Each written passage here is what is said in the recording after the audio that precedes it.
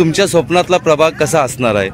स्वप्नातला प्रभाग म्हणाल तर पहिली एक मला गोष्ट तुम्हाला सांगावीशी वाटते की साहेब जेव्हा नगराध्यक्ष होते, वैभवजी ज्यावेळेला नगराध्यक्ष होते त्यावेळेला दिल्लीमध्ये खेडचं नाव घेतलं गेलं होतं.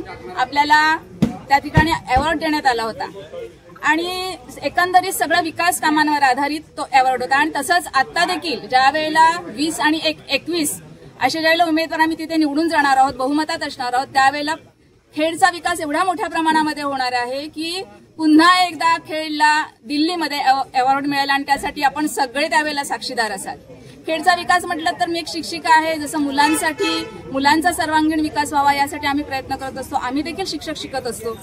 तसंच खेडचा सर्वांगीण विकास व्हावा, मग तो राजकीय असेल, आर्थिक असेल, सामाजिक असेल, सांस्कृतिक असेल, हा विकास करण्यासाठी आम्ही नेहमी कटिबद्ध असतो. जसं आज महिला म्हटलं तर प्रत्येक महिलेला उत्पन्नाचं साधन निर्माण झालं पाहिजे. खेड शहर हे पर्यटन दृष्ट्या जर का पाहिलं तर तेवढा विकास नाहीये. म्हणजे आपला जवळचा असणारा जो भाग आहे, हरणे असेल, दापोली असेल, या ठिकाणी मोठ्या संख्येने पुणे असेल, मुंबई असेल, या ठिकाणी पर्यटक येतात. परंतु जर का इथे एखादा असा स्पॉट तयार झाला की इथे पर्यटक थांबतील, त्यामुळे एका पर्यटन व्यवसायामुळे अनेक उत्पन्नाची साधनं निर्माण होतात.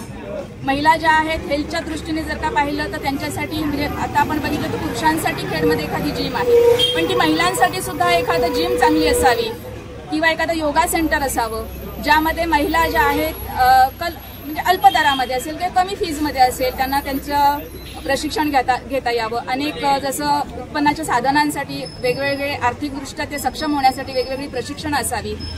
आणि निश्चित मी शिक्षक आहे आणि त्यामुळे मला असं वाटतं की इथे आपल्या खेडचं वाचनालय आहेच, परंतु ते वाचनालय अजून सुसज्ज व्हावं आणि इमारत जी आहे सुसज्ज व्हावी. तिथे MPSC असेल, UPSC असेल किंवा इतर ज्या स्पर्धा परीक्षा आहेत त्या स्पर्धा परीक्षांची त्यांची तयारी व्हावी, एखादं अभ्यासिका तयार व्हावी, अशी मनोमन माझी इच्छा आहे.